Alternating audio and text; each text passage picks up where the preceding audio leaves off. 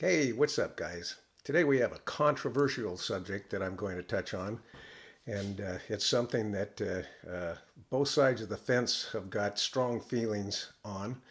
I want to say right off the bat that I'm a proponent for technology. I'm a big high tech person. I do really like technology, and I've always prided myself in being trying to keep up with technology. Uh, but this has to do with ham radio and FT8 and how people nowadays are using FT8 to make contacts. Um, I've always felt that when you're making a contact on ham radio, that you should probably be at the controls, making the contact in person with the other person.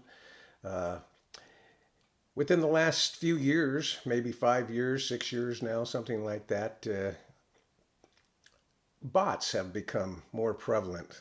By bots, I mean robots. Um, Robots, basically, what they do, they allow a person to make literally hundreds and hundreds, if not thousands, of contacts, one right after another, without virtually pressing a single key or a single mouse button. The computer does it automatically, makes contact after contact after contact. Uh, there's people who use that all the time. And as much as I hate to say it, the ARRL has not come out against it. They seem to be making the case that, well, we guess it's okay. So a lot of people are using it, and like I say, it's not my cup of tea. I really don't feel like it should be the way we operate. Some people are starting their FT8 when they get up in the morning and they go to work, come home, and they've made 500 contacts. They start it when they go to bed at night. Wake up in the morning, they've made another 250, 300 contacts. In my opinion, that's just not. That kind of takes the fun out of it, in my opinion. So, anyhow, what we're going to do today, we're going to show you. Uh, Due to lack of something to do today, we've got lots of smoke outside, forest fires in the middle of the summer. It's uh,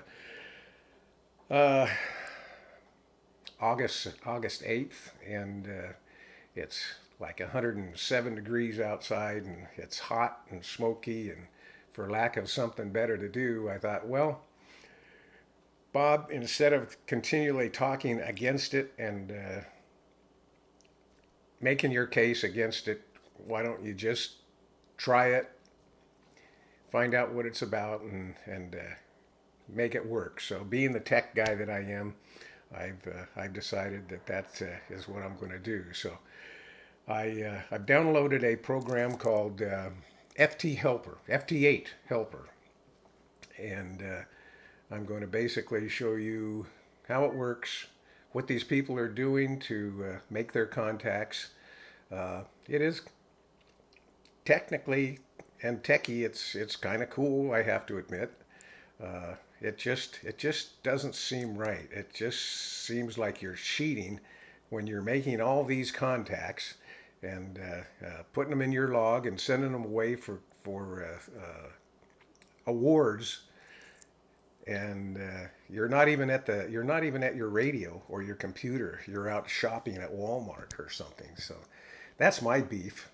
Uh, if you want to sit there at the controls and monitor it, great, great. Watch it do its thing, and don't lift a finger. I'm for that. If you want to do that, watch it happen. Anyhow, FT8 Helper is a free program that I'll leave a link down below if you want to download it. It is a simple program that what it basically does, it takes your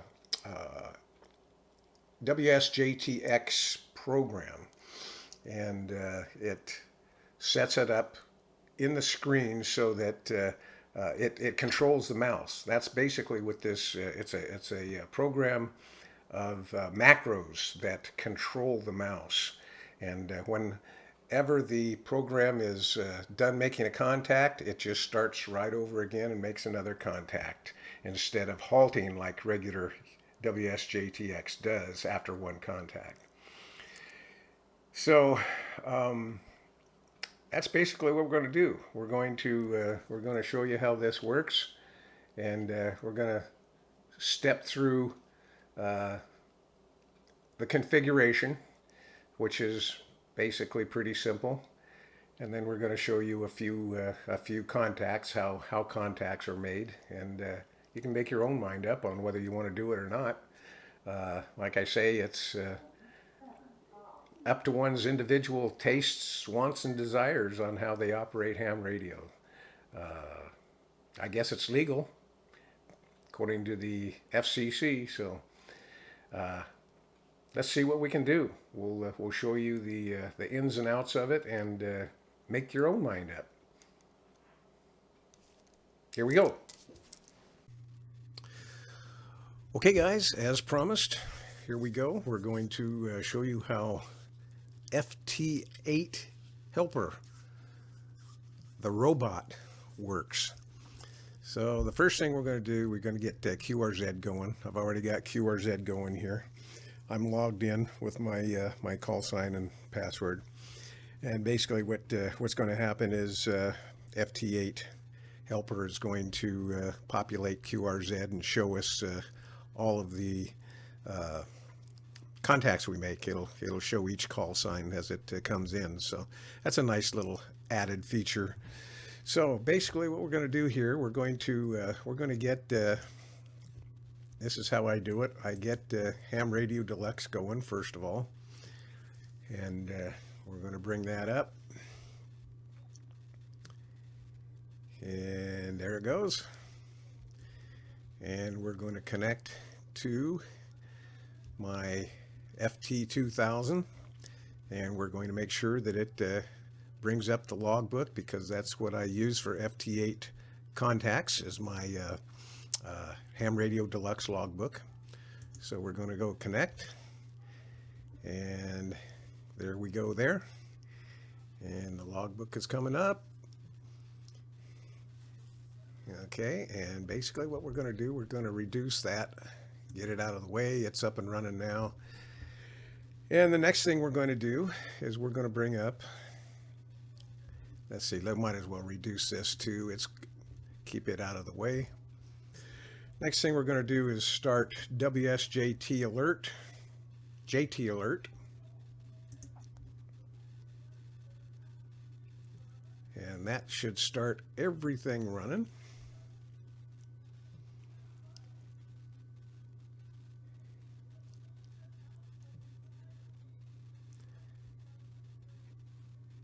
And before FT8 Helper, I had some other things with JT Alert that I don't want now, so I'm going to get rid of this, and I'm going to get rid of that. So basically what happens now is the default setting for WSJT when it starts up is the waterfall up here and the main window here. And what you don't want to do, you do not want to change the size or the location of these windows. FT8 Helper knows where the buttons are, all these buttons. It knows exactly where to look when it's supposed to do something. So it takes control of the mouse, and whenever it needs to enable transmission or whatever it wants to do with the mouse when you're working the program, it does it automatically. So now, as you can see, we've got FT8 running. And by the way, this is assuming that you all have done FT8 in the past, and it's a a favorite program of yours and all your configuration is done. You know how to work FT8, you know your computer and your radio and how it's hooked up, and it's all working fine. So all this tutorial here is going to do is just basically show you how the robot works, how the bot works, FT8 helper. So this screen should all be familiar with you. You should be familiar with this, no problem. And I'm going to show you how to configure WSJTX so that it works with FT8 helper. So the first thing we're going to do is go into the settings screen here. And in the General tab, we are going to want to connect or click on these three boxes. The second box and the last two boxes in the General tab. Also, down below, we want to click alternate F1, F6 bindings and the two center boxes here on the right side. Okay. I have changed the TX Watchdog up to 99 minutes so that it doesn't time out. Other than that, that's all that I've changed. Everything else should be already in there. You've already got FT8 running, WSJTX running. You've already got your call sign and your grid square in there and all that. So the next thing, radio, nothing there that we need to do. You've already got that configured. Audio, you've already got your auto codec identified and it's working fine. TX macros, nothing to do there.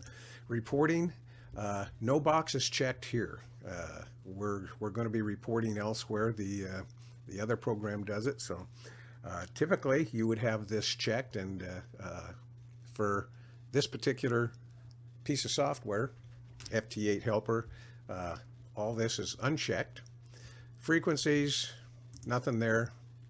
Nothing to change there. Colors. Now here's an important one on colors. You want to have the red box checked to show my call sign, and I'm sure you do. Everybody's got that, the red box checked.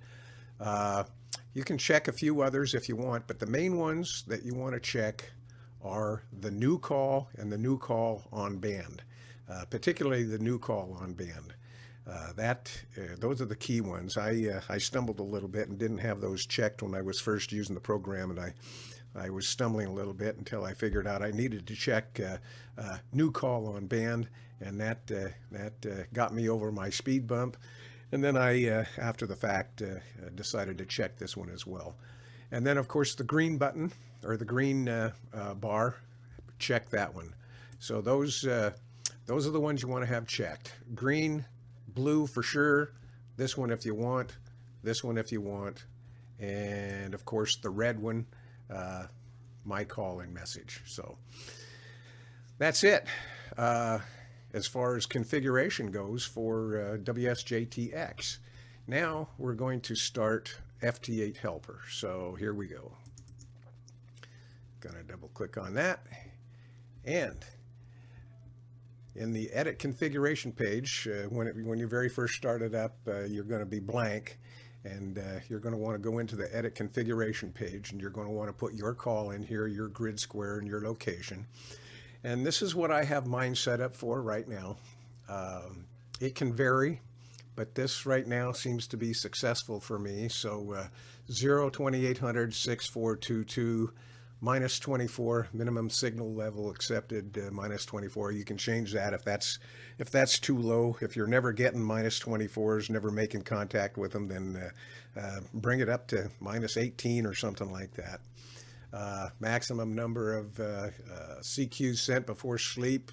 I've got that set to 99 so that it just pretty much keeps running like all these guys do. 5 and 5 here. It also does band hopping if you want to do band hopping. I haven't started band hopping. I haven't got into that yet, but one of the things that we do need to do is we need to move this over a little bit and move this away from there, because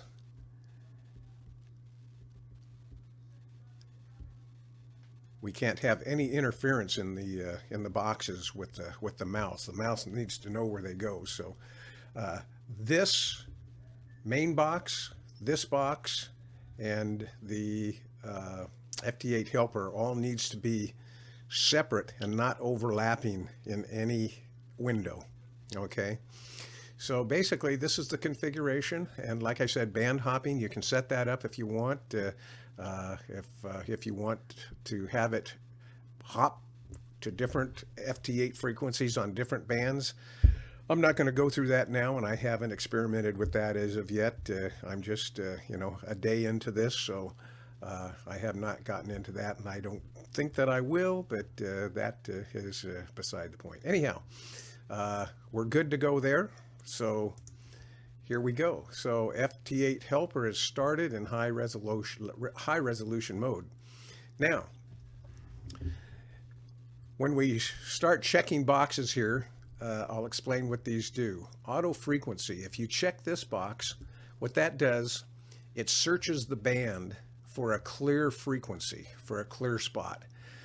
This can take anywhere from 1 to 2 cycles up to 3 or 4 or 5 cycles, depending on how populated the band is. If it's a very active band and there's lots and lots of people on it, it can take a long time for it to finally find a clear frequency.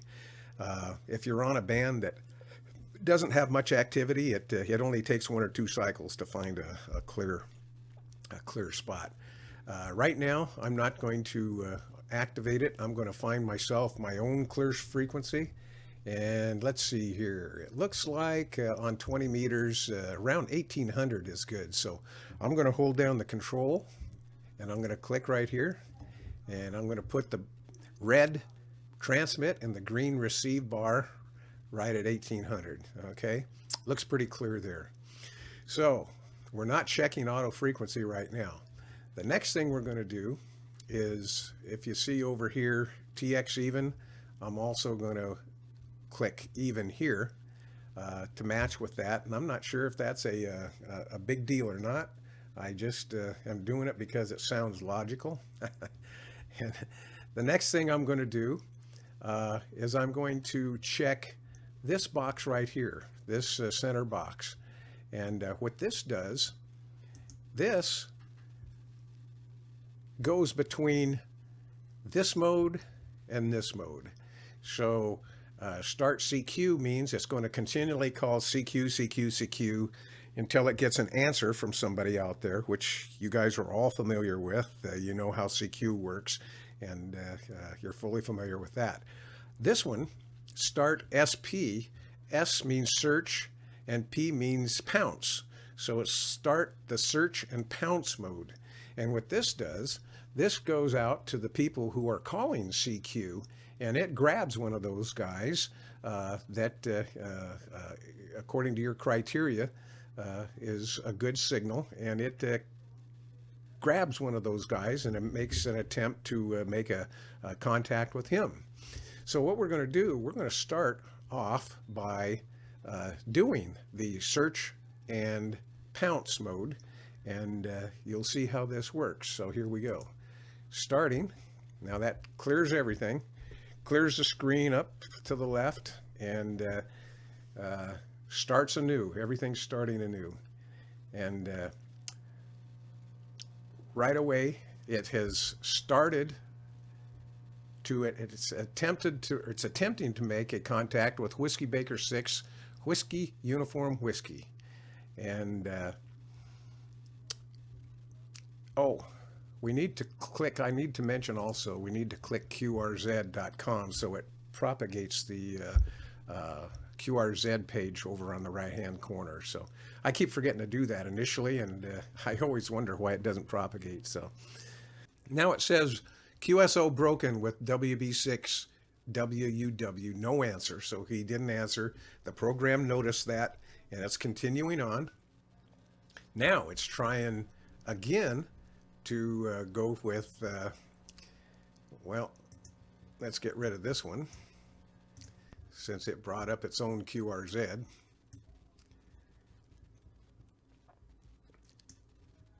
Come on. There we go. So Now it's trying November 7 November 7 TTA, Robert Townsend. And as you can see, it's made the contact, turned red here.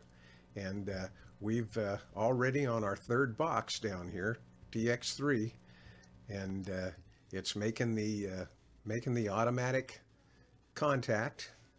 And we are going to continue with the exchange.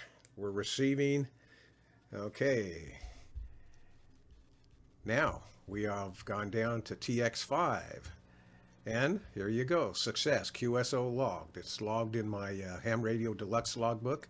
It's done, and it's already retransmitting again or it's already waiting to get a CQ from somebody to continue on. We're still in the search and pounce mode, okay? Okay, so no answer with N7ILO. Now it is trying November 6 AVI, and of course it propagated it down here. We'll bring this up just a little bit.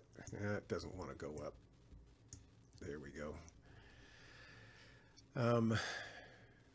He's a minus 13, so he's not a real strong signal either, but we'll see what happens with N6 AVI.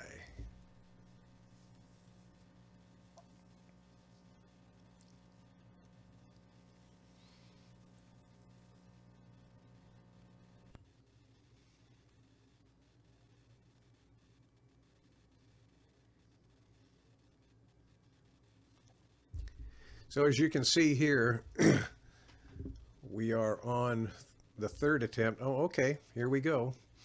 N6 AVI has responded to our call, and we've now got him in red, and it shows he hears us with a 0.8, and we hear him with a minus 15. So there's a pretty big disparity there. But we're down to the third box here. We're running through the process, and we should hopefully make it down to the fifth box in a 73. See what happens on this particular receive right here.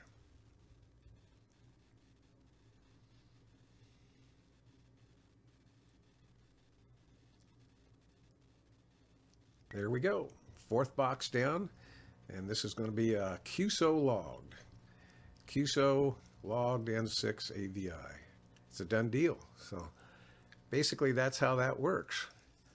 Okay, so now it started a QSO with Kilo 2 Oscar Frank, John Yakov in Erie, Pennsylvania.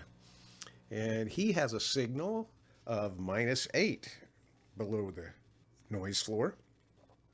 That's a pretty good signal. We should be able to make a decent contact with him.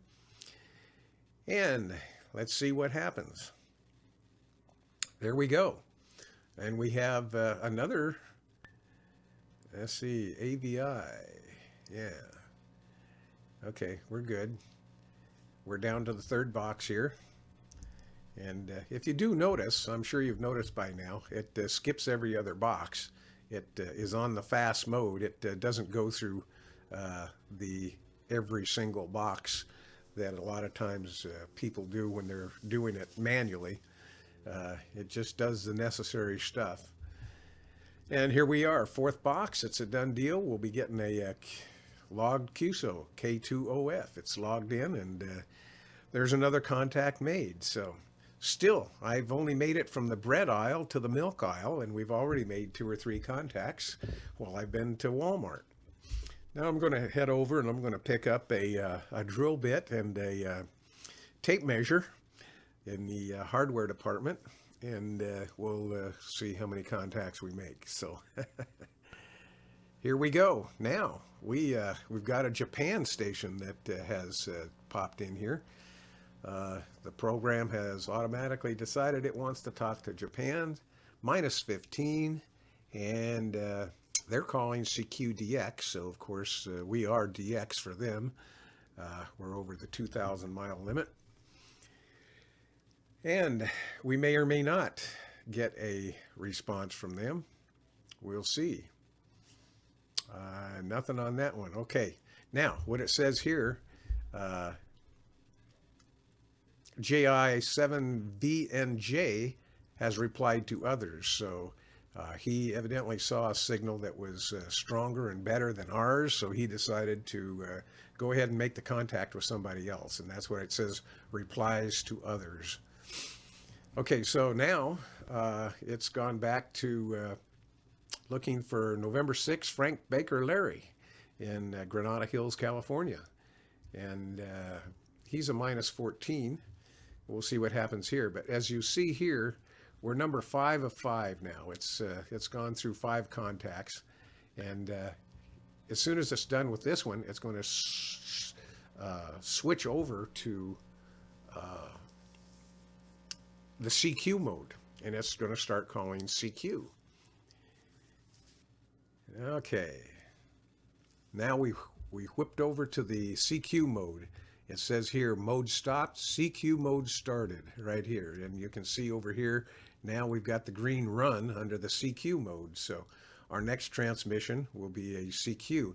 And you see also that it has automatically started a auto frequency check.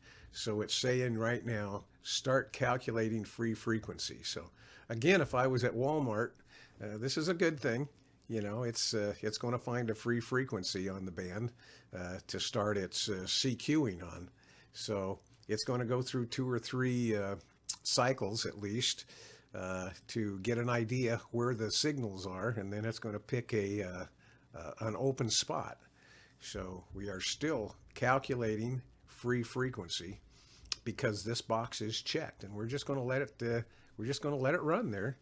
It'll be interesting to see where it okay, it just changed us to this spot right here, which it has determined is a clear frequency. So it says TXRX frequency is set to 2077, and it did its job in the auto frequency selection.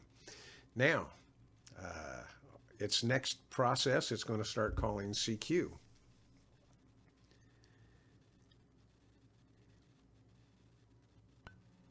Okay, there's our first CQ. As you can see down in the bottom left here, it's calling CQ.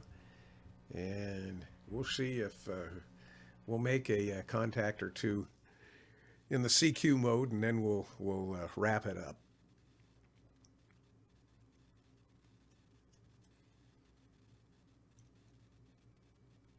I have found in my brief experimentation with this program that CQs are not nearly as productive at grabbing people and trying to make contacts as the search and pounce mode. There are so many people on FT8 calling CQ that you have to be lucky enough to get somebody to decide they want to make a contact with you. And since the majority of them right now are all domestic, well, there's somebody that wanted to talk to us. That's Kilo Oscar 3 Frank. Charles Rogers in La Mesa, California. He decided he wanted to answer our CQ, so there we go. So it says broken. Okay, it says QSO broken with K03F, and he calls CQ. So the signal path was just not good enough, and he decided to break it off and call CQ with somebody else. So we're going to again call a CQ on the next cycle and see who we pick up. And this will be our last one. This will be our last. Oh, it's already gone back to.